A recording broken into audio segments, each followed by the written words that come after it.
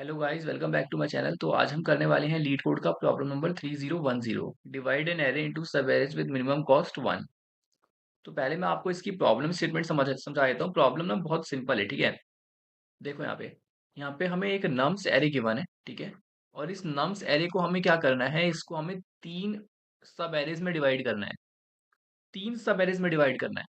तो इसमें हमें कितने पार्टीशंस डालने पड़ेंगे? इसमें हमें दो पार्टीशंस डालने पड़ेंगे, राइट। तो ये क्या हो जाएगा, ये तीन कंटिन्यूअस सब एरेज में डिवाइड हो जाएगा। और ये डिसजॉइंट कंटिन्यूअस सब एरेज होनी चाहिए, मतलब नो ओवरलैपिंग। ओके। तो इसके अंदर क्या होगा, इसके अंदर हमारे पास तीन सब एरेज आ गए। अब हमें क्या करना है, इसकी कॉस्ट निकालनी है, इसकी कॉस्ट निकालनी है, इसकी कॉस्ट निकालनी है, और तीनों को ऐड करके हमें रिटर्न करना है। And we need to ensure कि ये जो कॉस्ट है ये मिनिमम आनी चाहिए। अब सबसे पहले तो किसी सब एरे की कॉस्ट कैसे निकालते हैं? तो जो कॉस्ट होगा ना सब एरे का, वो उसका सबसे पहला एलिमेंट ही हो जाएगा। जैसे यहाँ पे 3 4 1 दे रखा है, तो इसका कॉस्ट 3 हो जाएगा। 1 2 3 कॉस्ट 1 हो जाएगा, ठीक है। तो एक बार मैं आपको जल्दी से इस प्रॉब्लम को एनालाइज करवा देता हूँ कि इसमें आपको मेनली क्या करना है, ठीक है। प्रॉब्लम सिंपल ही है। भाई आपके पास एक एरे है, और आप पार्टीशन बीच में डाल सकते हो, और आपको दो ही पार्टीशन डालने हैं। तो मुझे एक बात बताओ आप, एरे का जो कॉस्ट डिफाइन कर रहा है वो है उसका फर्स्ट एलिमेंट, ठीक है। तो कुछ भी कर लो चाहे, ये वाला एरे तो यहीं से शुरू होगा, एक एरे तो यहीं से शुरू होने वाला है ना। एक एरे तो अपना यहीं से शुरू होगा। तो ये जो फर्स्ट एलिमेंट है, जो वेरी फर्स्ट एलिमेंट है यहाँ पर, ये तो मैंडेटरी है कि भाई ये तो कॉस्ट में हमारे आएगा ही आएगा। आएगा ना।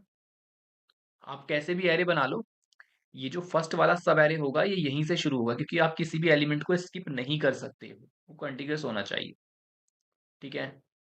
तो इसको तो सबसे पहले मैं अपनी कॉस्ट में ऐड करा लूंगा। तो अब मेरे पास क्या बचा? अब मेरे पास ये बचा कि भाई ये जो दो पार्टीशन है ना, इनका जो स्टार्टिंग एलिमेंट है ये दोनों बता दो। तो ये दोनों हमारी मर्जी है, हम किसी को भी बना सकते हैं। हमें मिनिमम कॉस्ट बतानी है ना। मिनिमम कॉस्ट बतानी है, तो हमें क्या करना है? अच्छा देखो, पहला एलिमेंट तो फिक्स हो गया ना।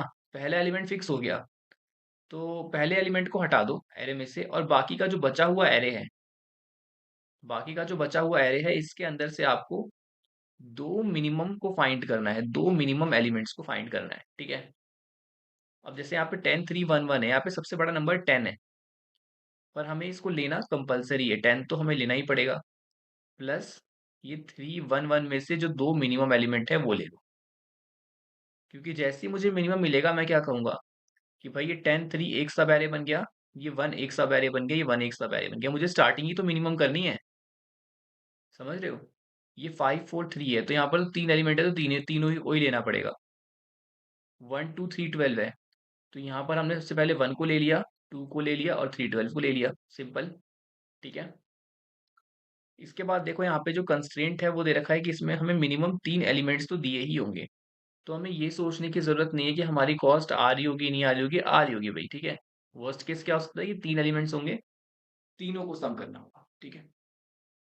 तो हमारा जो अब प्रॉब्लम क्या है, वो क्या बन चुका है, प्रॉब्लम बन चुका है, we have an array from I equal to 1 to n-1।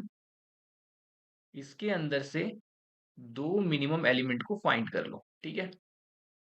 तो इसका क्या तरीका है? सबसे पहला तरीका है भाई सॉर्टिंग। सबसे पहला जो तरीका है वो है सॉर्टिंग का, कि आप यहां से यहां तक के एरे को क्या करो, सॉर्ट करो। सॉर्ट करने के बाद आप फर्स्ट टू एलिमेंट्स को निकाल लो, राइट। ये हो गई आपकी अप्रोच 1। अब अप्रोच 2 क्या होगी? अप्रोच 2 होगी, और ये अप्रोच इसलिए इतनी बेटर नहीं है, क्योंकि इसके अंदर जो हमें टाइम कॉम्प्लेक्सिटी लग रही है वो n log n की लगेगी, बिकॉज ऑफ सॉर्टिंग, ठीक है। तो यहाँ पर हमें ये जो अप्रोच 2 है इसका यूज करना पड़ेगा। अभी के लिए चल जाएगा, अप्रोच 1 भी चल जाएगा, because constraint is very small. अब यहाँ पे मिनिमम 1 और मिनिमम 2 हम दो वेरिएबल बना लेंगे। पर this method is always best, ठीक है। ये मेथड आप अप्लाई करा किया करो, ये अच्छा है। दो वेरिएबल्स बना लिए, क्योंकि दो ही मिनिमम तो निकालने हैं, ठीक है। तो पूरे एरे को सॉर्ट करके क्या फायदा। तो दो हमने मिनिमम वेरिएबल बना लिए। ऐसा एज्यूम करो, मैं आपको बताता हूँ कैसे सोचना है आपको, कि यहाँ पे सम हेड है एंड सम टेल है, ठीक है। अब ये जो हेड है ना, ये सबसे पहले जो भी मिनिमम आएगा ना, सबसे पहले ये मिनिमम 1 पकड़ेगा उसको, और फिर जाके मिनिमम 2 को बारी मिलेगी, ठीक है?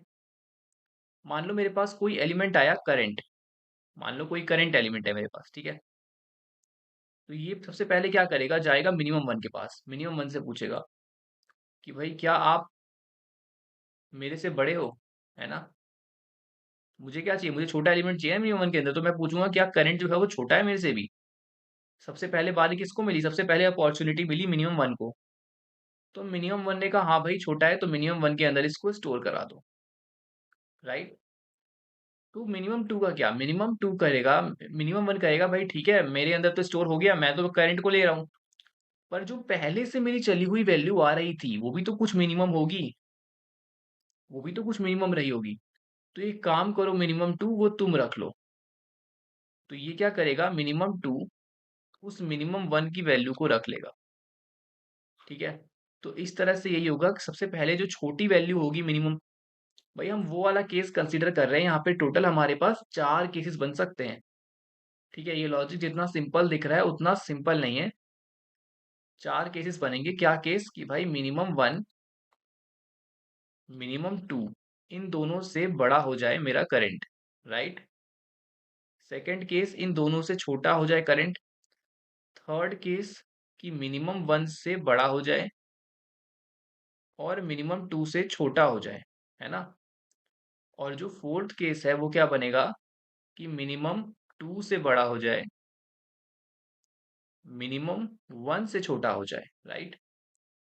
तो ये देखो यहाँ पे मिनिमम 1 मिनिमम 2 दोनों से छोटा हो गया अगर मान लो, तो क्या हमने डिसाइड किया है, हमने डिसाइड किया है कि भाई सबसे पहले जो प्रायोरिटी है वो मिनिमम 1 को दी जाएगी। अब आप सबसे पहली प्रायोरिटी मिनिमम 1 को दे रहे हो, तो आपने मिनिमम 1 के अंदर मतलब इन दोनों का मिनिमम स्टोर करके रखा है, राइट? तो आप मिनिमम 2 को मिनिमम 1 अब दे दोगे, मिनिमम 2 को मिनिमम 1 दे दोगे और मिनिमम 1 के अंदर ये नई वाली वैल्यू को स्टोर कर लोगे। ये केस आपने हैंडल कर लिया।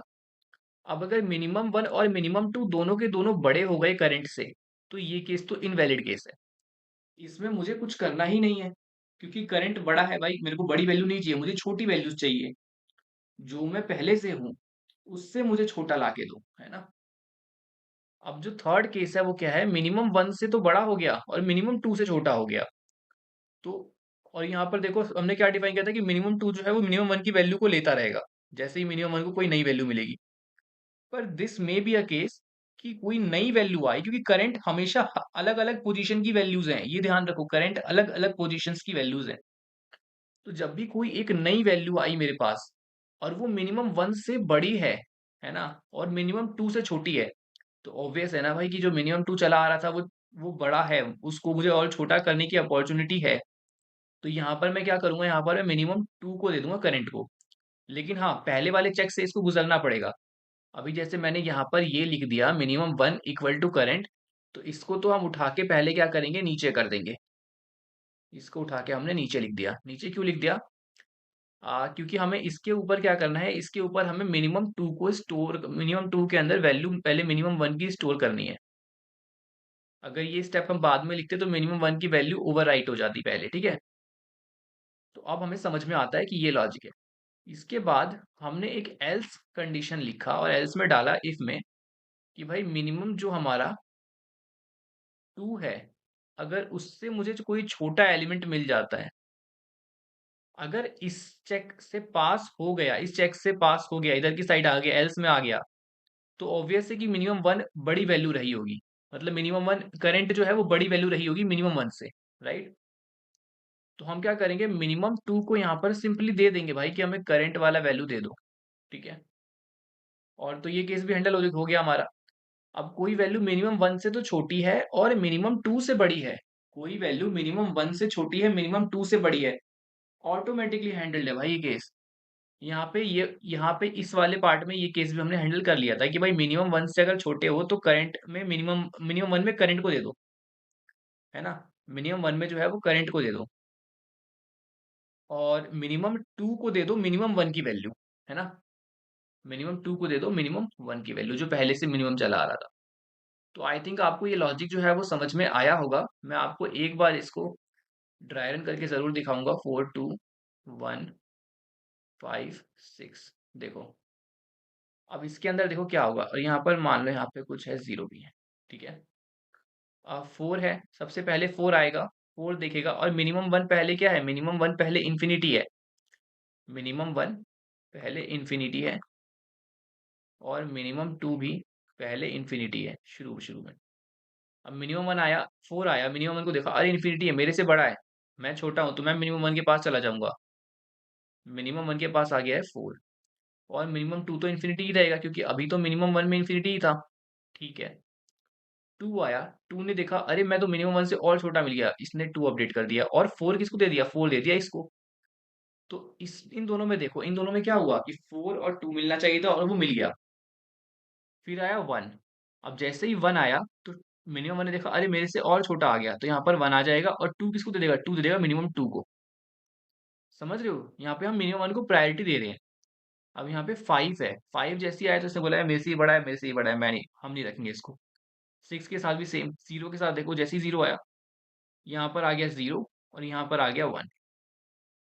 तो देखो यहाँ पे 0 और 1 हमारे पास दो मिनिमम एलिमेंट्स हैं इस एरे के अंदर। आई थिंक आपको मेरी बात समझ में आ गई होगी। अब मैं आपको एक बार इसको कोड करके दिखा देता हूँ इसका, ठीक है। देखो, सबसे पहले तो हम क्या करेंगे, अपना कॉस्ट वेरिएबल बना लेंगे, और इसको इनिशियलाइज करेंगे नम्स 0 से। अब बना लेंगे अपना मिनिमम 1, और इसको इन्फिनिटी से इनिशियलाइज कर लेंगे, ठीक है। मिनिमम 2, इसको हम इनिशियलाइज कर लेंगे इन्फिनिटी से, इसको भी। और फिर क्या करेंगे, फिर हम एक फॉर लूप रन करेंगे, i equal to 1, i less than nums dot length i plus plus, और इसके बाद हम करंट वाला एलिमेंट निकाल लेंगे। करंट एलिमेंट क्या होगा हमारा, nums ऑफ i। एंड अगर हमारा जो करंट है वो छोटा आ जाता है, किसको, मिनिमम 1 को पहले चेक करेंगे, तो हम क्या करेंगे, मिनिमम 2 में डाल देंगे मिनिमम 1 को, और मिनिमम 1 में डाल देंगे करंट वाले वैल्यू को, राइट। नहीं तो अगर जो हमारा करंट है वो मिनिमम 2 से छोटा आ जाता है, तो मिनिमम 2 को दे देंगे करंट, ठीक है। समझ में आ गया। अब यहाँ से हम रिटर्न कर देंगे, क्या रिटर्न, या फिर कॉस्ट में पहले ऐड करा लेते हैं, cost minimum 1 and cost minimum 2, return कर देते हैं कॉस्ट को, राइट। रन करके देखते हैं। अब करते हैं इसको सबमिट, ठीक है। अब इसकी टाइम कॉम्प्लेक्सिटी तो पता ही है, बिग ऑफ एन होगी, एक ही आइट्रेशन, हमने एक ही लूप को यहाँ पे रन कर रखा है, और स्पेस कॉम्प्लेक्सिटी होगी बिग ऑफ 1। तो मिलते हैं नेक्स्ट वीडियो में, बाय।